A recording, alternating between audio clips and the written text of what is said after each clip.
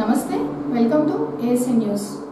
కూటమి ప్రభుత్వం అధికారంలోకి వచ్చిన తర్వాత రాష్ట్ర బడ్జెట్ లోటులో ఉన్న ఎన్నికల సమయంలో ఇచ్చిన మాట ప్రకారం తల్లికి వందనం పథకం అమలు చేసి తల్లుల ఖాతాలోకి నగదు జమ చేశారని విద్యుత్ శాఖ మంత్రి గొట్టిపాటి రవికుమార్ అన్నారు. గంగాధర నెల్లూరులో శనివారం మంత్రి రవికుమార్ పర్యటించారు. ముందుగా సహచర మంత్రి రాంప్రసాద్ రెడ్డితో కలిసి అన్నా క్యాంటీన్ కు భూమి పూజ చేసి ఎంపీ నిధులతో నిర్మించిన సిమెంట్ రోడ్డును ప్రారంభించారు. అనంతరము సుపరిపాలనలో తొలి అడుగు కార్యక్రమంలో మంత్రి రవికుమార్ పాల్గొని ఇంటింటికి వెళ్లి ప్రభుత్వం అమలు చేస్తున్న పథకాలను గురించి ప్రజలకు వివరించారు. అర్హులైన ప్రతి ఒక్కరికి పెన్షన్ వస్తుందో లేదో విచారించి తల్లికి వందనం పథకం క్రింద తల్లుల ఖాతాలోకి డబ్బులు వచ్చాయో లేదో అడిగి తెలుసుకున్నారు. ఆగస్టు 15వ తేదీ నుంచి మహిళల కోసం ఉచిత ఆర్టీసీ బస్సులు అమలు చేయనున్నారని మంత్రి రవికుమార్ తెలిపారు. ఎన్నికల్లో ఇచ్చిన హామీలు అన్ని అమలు చేస్తారని మంత్రి చెప్పారు.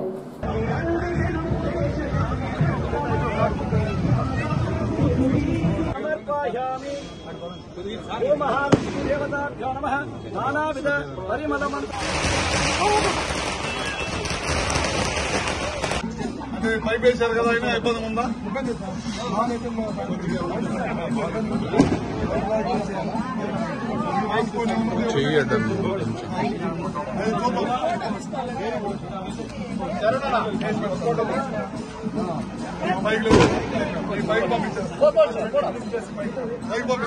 చంద్రబాబు నాయుడు పాలన బాగా ఎందుకు చెప్తా కదా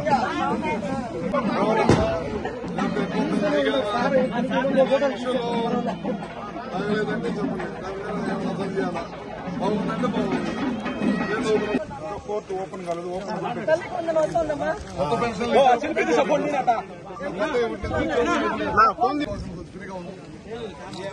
కొత్త పెన్షన్లు ఇప్పుడు ఉన్న పాత పెన్షన్లకే డబ్బులు పెంచి ఇచ్చారు. కొత్త ఓపెన్ చేయలేదు.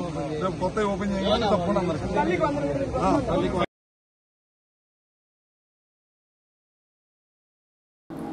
తొలి ఏకాదశి పండుగను పురస్కరించుకొని అద్దంకి పట్టణంలోని కాకానిపాలెంలో వేంచేసి ఉన్న శ్రీ రంగనాయకుల స్వామివారి ఆలయంలో గత ఆదివారం నుంచి భక్త సమాజ బృందం ఆధ్వర్యంలో 24 గంటలు నిర్విరామంగా హరేరామ సంకీర్తన సప్తాహం సాగుతుంది.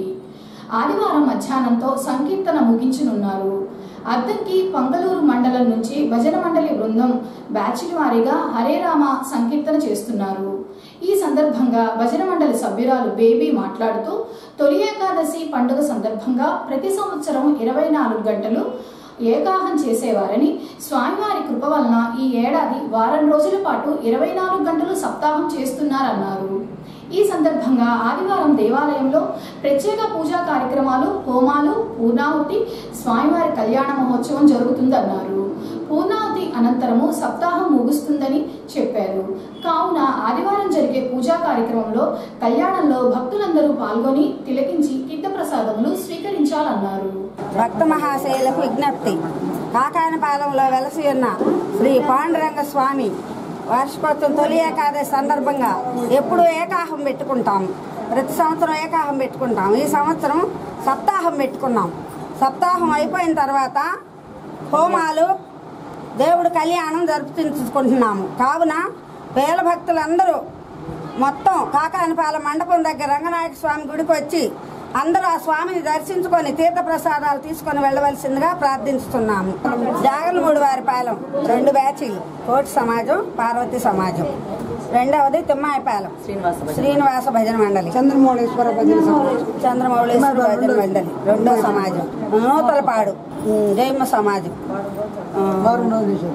కాకానిపాలెం 3 సమాజాలు. మేదరమెట్ల 1 సమాజం. నిర్వాణూరు సమాజం, గాంధీ గారి సమాజం.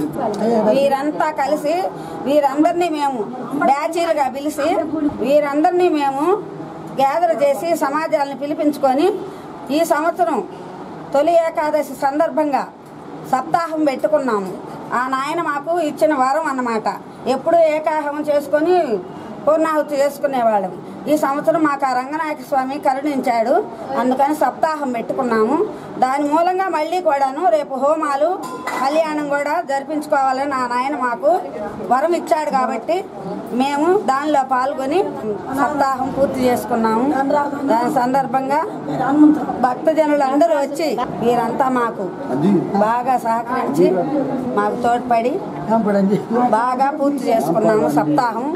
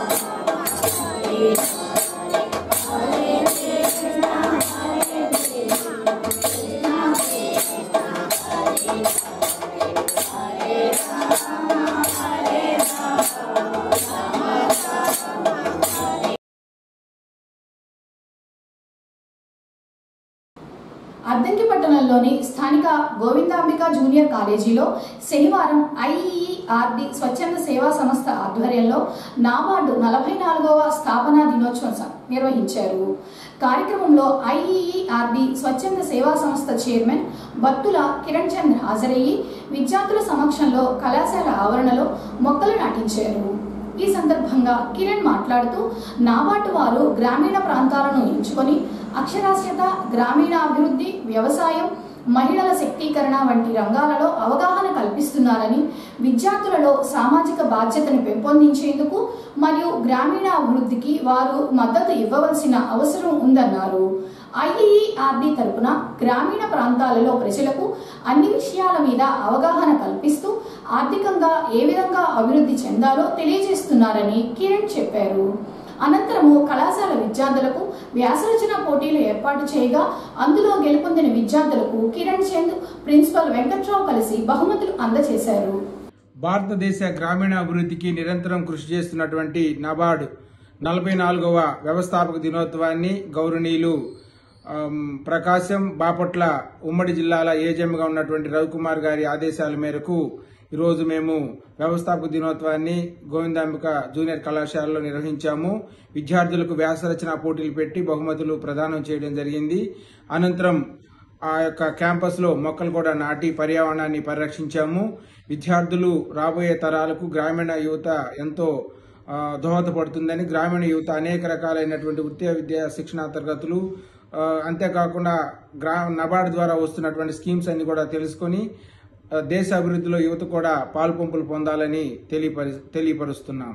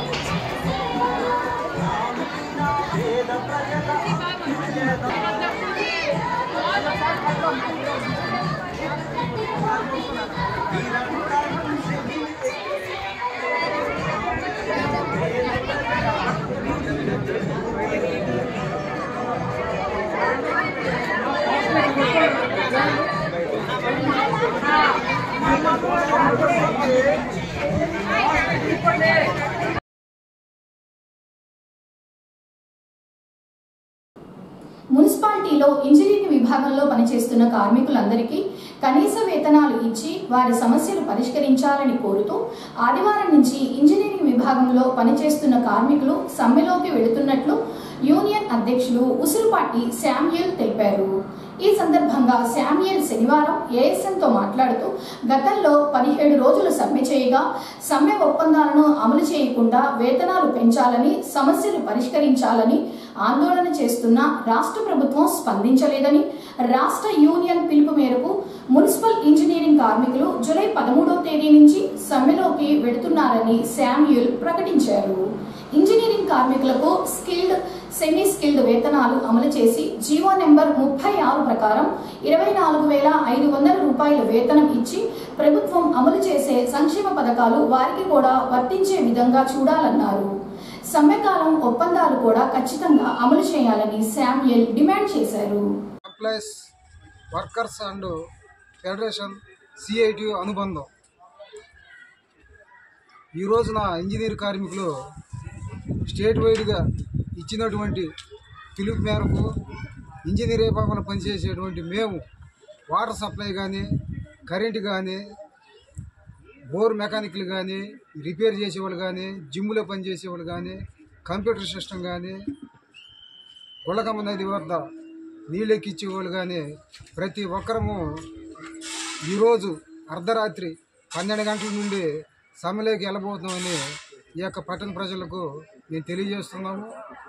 మాకు రావాల్సినటువంటి జీవో నెంబర్ 36 ప్రకారము 21,000 మరియు 24,500 వర్తించాలని చెప్పని మేము ఈ రోజున అడుగుతున్నాము. అలాగే ప్రభుత్వం నుండి వచ్చేటువంటి సంక్షేమ పథకాలు ఎలాంటి షరతులు లేకుండా అమలు కావాలని చెప్పని మేము డిమాండ్ చేస్తున్నాము. అలాగే గత ప్రభుత్వంలో ఇచ్చినటువంటి 17 రోజులు సమ్మెకాలపు ఒప్పందాలు ఏవైతే ఉన్నాయో వయో పరిమితి 60 నుంచి 62, అలాగే ఎక్స్గ్రేషన్ 5 లక్షల నుండి 7 లక్షలు, అలాగే గ్రాడ్యుయేట్ అమలు చేయాలని చెప్పని డిమాండ్ చేస్తున్నాము. అలాగే మున్సిపల్ పారిశుద్ధ్య కార్మికులు కానీ, ఇంజనీర్ కార్మికులు కానీ ఆరోగ్యం పాలైన, మరణించిన వాళ్ళ బిడ్డలకు ఉద్యోగాలు ఇవ్వాలని చెప్పని మేము అడుగుతున్నాము. అలాగే ఉద్యోగ భద్రత కల్పించాలని చెప్పని మేము అడుగుతున్నాము.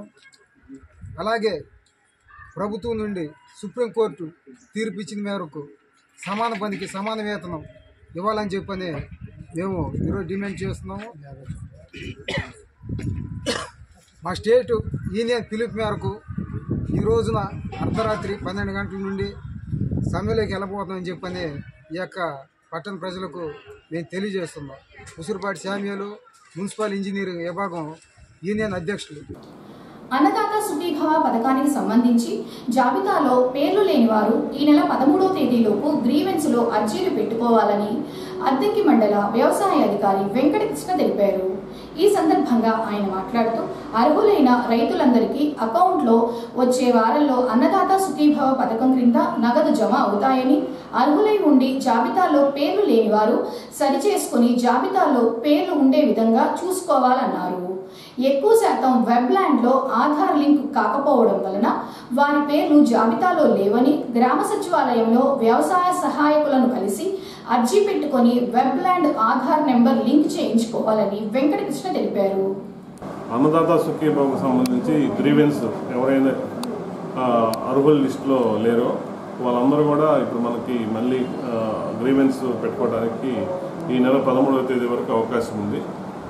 ఎవరైతే ఈ గ్రీవెన్స్ పెట్టుకోవాలనుకున్న వాళ్ళు సంబంధిత రైతు సేవా కేంద్రాల్లో గ్రామ వ్యవసాయ సహాయకుల వద్ద మీ ఆధార్ కార్డు అలానే పట్టాదారు పాస్ పుస్తకం జిరాక్స్ను తీసుకెళ్ళి ఈ గ్రీవెన్స్ రైజ్ చేయవలసిందిగా కోరుతున్నాను. మేము గమనించిన వాటిలో చాలామందికి వెబ్లాండ్లో ఆధార్ లింక్ కాకపోవడం వలన వాళ్ళ పేర్లు మాకు ఇక్కడికి రాకుండా ఉన్నాయి. వీళ్ళు తప్పనిసరిగా గ్రామ సచివాలయాల్లో వాళ్ళు ఒక అప్లికేషన్ పెట్టుకొని పట్టాదారు పాస్బుక్కి ఆధార్ లింక్ చేయించుకుంటే ఒక 4-5 రోజుల్లో మళ్ళీ వాళ్ళకి లింక్ అయ్యి మళ్ళీ మాకు వెబ్ పోర్టల్లో వస్తాయి. అప్పుడు మళ్ళీ మనం చేయడానికి అవకాశం ఉంటుంది. కాబట్టి మీరు తప్పనిసరిగా ఈ గమనికను గమనించి అందరూ కూడా ఈ గ్రీవెన్స్ అవకాశాన్ని సద్వినియోగం చేసుకోవాల్సిందిగా కోరుతున్నాను.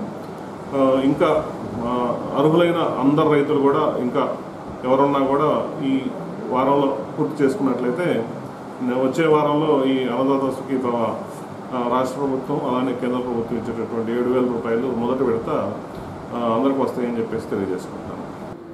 సింగరకొండ శ్రీ ప్రసన్నాంజనేయ స్వామి ఆలయానికి ముండ్లమూరు మండలం శంకరాపురం గ్రామానికి చెందిన బొలినేని ఆదినారాయణ దంపతులు శనివారం 1,116 రూపాయలు విరాళం అందజేశారు. ఈ సందర్భంగా అర్చకులు వీరిని ఆశీర్వదించి తీర్థ ప్రసాదములు అందజేశారు. ఏసీ న్యూస్ ఇంతటితో సమాప్తం. నమస్కారం.